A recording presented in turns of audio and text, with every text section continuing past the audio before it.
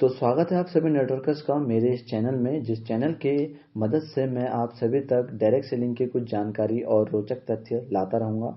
आप सभी लोगों से एक आग्रह है कि आपको मेरे द्वारा प्राप्त हुई जानकारी अच्छी लगती है या इस जानकारी से कुछ मदद मिलती है तो आप मेरे इस चैनल पर बनी वीडियोस को लाइक और कमेंट करें तथा अपने सभी नेटवर्कर दोस्तों को यह वीडियो शेयर करें तथा चैनल को सब्सक्राइब करें। वीडियो में आगे बढ़ने से पहले मैं आपको बताना चाहूँगा कि आज से जो भी वीडियोस आएंगी वह वीडियोस प्रसिद्ध नेटवर्कर मिस्टर दीपक बजाज सर की फेमस बुक बनिए नेटवर्क मार्केटिंग मिलियनर के अंदर के टॉपिक्स के ऊपर बनी होंगी, जिनके माध्यम से मेरे वो दोस्त जो बुक्स रीड नहीं कर पाते या जिनके पास समय का अभाव है या जिनके पास बुक्स अवेलेबल नहीं हो पाती, वह लोग भी अब मेरी इन वीडियोस के माध्यम से इस फेमस बुक से परिचित हो सकेंगे।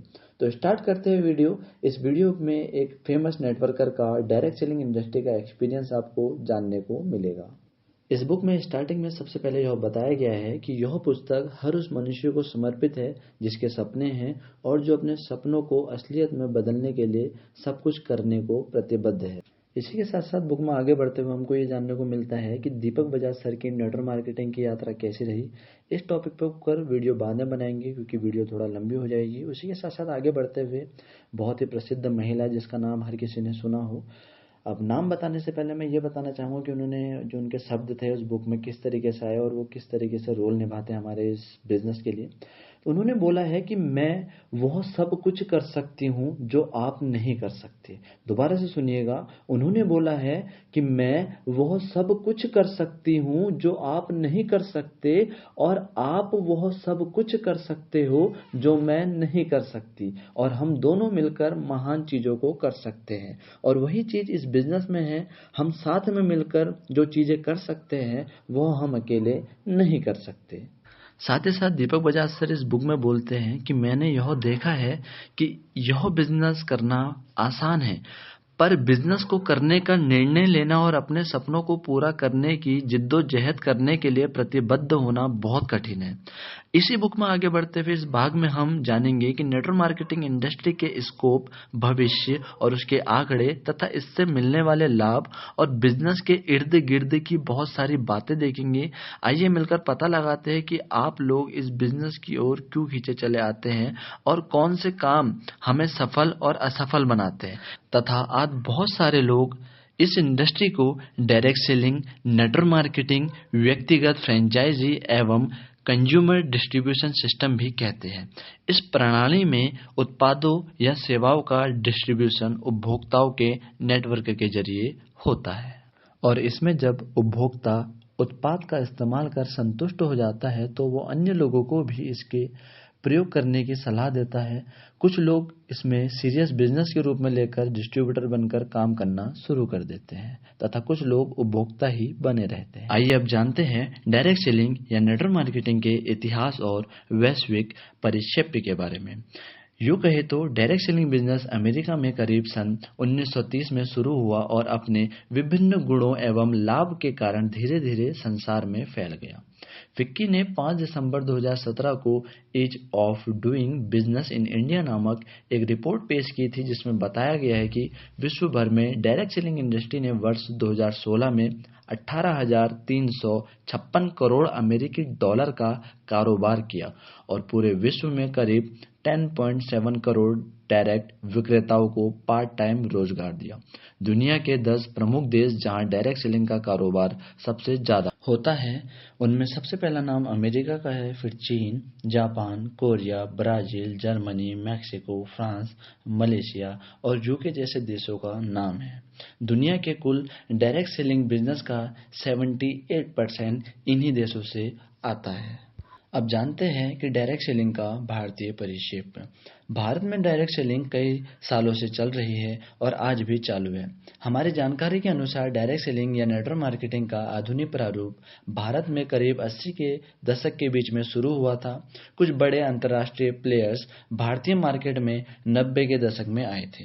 इंडस्ट्री धीरे धीरे बढ़ती रही और साथ ही साथ कई अवैध पिरामिड स्कीम्स इस बीच इंडस्ट्री का लाभ उठाने के लिए मशरूम की तरह उभरती गई, जिससे इंडस्ट्री का नाम काफी ज्यादा खराब हुआ।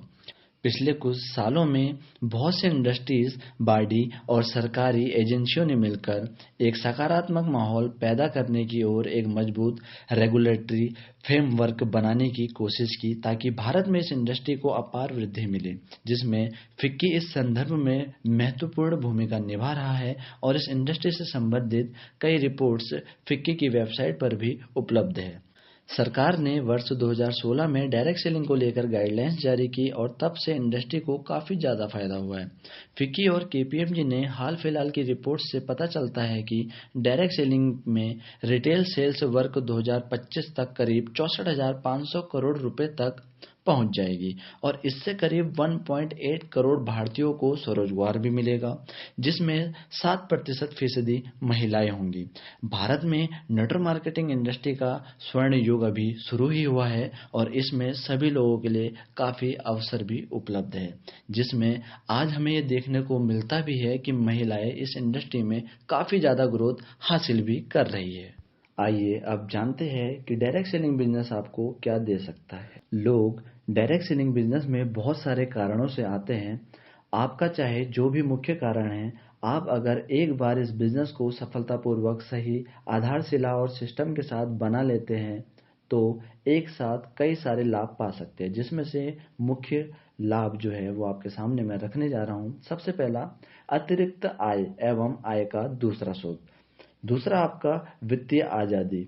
तीसरा, परिवार में आने वाली पीढ़ियों के लिए सुरक्षा। चौथा, अपना बॉस स्वयं होना। कम जोखिम एवं कम लागत वाला बिजनेस। अपने सपनों का मकान या बंगला बनाना। आलीशान अंतर्राष्ट्रीय छुट्टियां, पब्लिक स्पीकिंग और स्टेज में मौजूदगी के अवसर। आलीशान कारों को खरीदना। नाम और पहचान, अपने पसंद की लाइफस्टाइल। आपका अपना व्यक्तिगत विकास और व्यक्तित्व में निखार। एक अच्छे समाज और देश की बेहतरी के लिए काम करना। जल्दी रिटायरमेंट। परिवार के साथ बहुमूल्य समय बिताना। अपने शौक को पूरा कर पाने का स्वतंत्रता एवं लचीलापन। नए लोगों से मिलना एवं सामाजिक सर्कल विकसित करना। दूसरों की मदद करना। आइए अब जानते हैं डायरेक्ट सेलिंग इंडस्ट्री की कुछ अद्वितीय विशेषताएं। इस इंडस्ट्री की कुछ प्रमुख विशेषताएं हैं जो लोगों को आसान और आकर्षक लगती है, फलतः वो नेटवर्क मार्केटिंग बिजनेस यानी कि डायरेक्ट सेलिंग बिजनेस को शुरू कर देते हैं। जिसमें सबसे पहला है कम प्रवेश लागत यानी कि कम कॉस्ट एंट्री। दूसरा यहाँ पर आता है शून्य निकास लागत यानी कि जीरो एग्जिट कॉस्ट, यानी कि जब आप इस बिजनेस को छोड़ना चाहे तो आपको कोई भी कॉस्ट नहीं देनी पड़ती। तीसरा यहाँ पर आता है व्यापार स्थापित करने के लिए शून्य खर्चा, यानी कि कोई भी ऑफिस वगैरह आपको यहाँ पर खुद से नहीं लेना पड़ता, सब कुछ पहले से सिस्टम्स वगैरह वहीं से प्रोवाइडेड होते हैं। उसके बाद से चौथा आता है आपका यहाँ पे परंपरागत बिजनेस वाली कोई परेशानी भी इसमें नहीं रहती, यानी कि कोई उधार पेमेंट फंसना नहीं आना, अकाउंटिंग बैंक लिमिट ऐसा कुछ भी सिस्टम इसमें नहीं रहता है। अगला यहाँ पे आता है आपकी सुविधा के अनुसार काम करने के घंटे, यानी कि कोई टाइम फिक्स नहीं होता है, आप अपनी सुविधा के अनुसार यहाँ पे समय फिक्स कर सकते हैं। और यहाँ पे वो सबसे मेन चीज जो मुझे इंपॉर्टेंट लगती है वो है सिस्टम सपोर्ट। आपको ऐसे ट्रेनिंग्स और डेवलपमेंट सिस्टम मिलते हैं जिनकी मदद से यहाँ पे हजारों लोग अचीवर बन चुके हैं और हजारों लोग अचीवर बनने के लिए तैयार हैं। ऐसे साथी मिलेंगे जो आपकी सफलता के लिए पूरी मदद करेंगे। सारा परिवार भी एक साथ इस बिजनेस को कर सकता है। और सबसे मोस्ट इम्पोर्टेंट चीज, जो लोग पहले से ही सफल है उनसे जानकारी और उनसे ट्रेनिंग के थ्रू आपको मिलने की अपॉर्चुनिटी यहाँ पे मिलती है। और जैसा कि और बिजनेस में होता है टैक्स का लाभ वो भी आपको यहाँ पे मिलता है। अब बहुत से लोगों के मन में विचार आ रहा होगा कि जब इतने लाभ और इतने बेनिफिट है उसके बावजूद भी लोग असफल क्यों हो जाते हैं। तो इसके लिए मैं जो वीडियो बनाऊंगा वो वीडियो आपके YouTube चैनल पर आपको कल मिल जाएगी, क्योंकि ये वीडियो बहुत ज़्यादा लंबी हो रही है तो मैं नहीं चाहूँगा कि इस वीडियो को और लंबा करूँ। अब जो हमारा अगला टॉपिक रहेगा वो ये रहेगा कि लोग इसमें असफल क्यों हो जाते हैं, तो उसके लिए पूरी वीडियो बनेगी जिसके लिए मुझे आपका कल का समय चाहिए। बाकी वीडियो में इतनी देर तक बने रहने के लिए थैंक यू सो मच। बाकी ये मेरी पहली वीडियो है, अगर पहली वीडियो बनाते समय थोड़ा शब्दों का ऊपर नीचे हो रहा हो या किसी को सब समझ में ना आ रहे हो तो उसके लिए सॉरी बोलना चाहूँगा। बाकी हाँ, अगली बार से आपको इस रिगार्डिंग कोई भी शिकायत नहीं मिलेगी। बाकी वीडियो एंड करने के साथ साथ लास्ट में एक चीज जरूर बोलना चाहूँगा। बोला जाता है कि अगर बर्तन में खिचड़ी पके तो बीमार आदमी भी सही हो सकता है, कि अगर बर्तन में खिचड़ी पके तो बीमार आदमी भी ठीक हो जाता है, लेकिन अगर दिमाग में खिचड़ी पके तो अच्छा इंसान भी बीमार हो जाता है।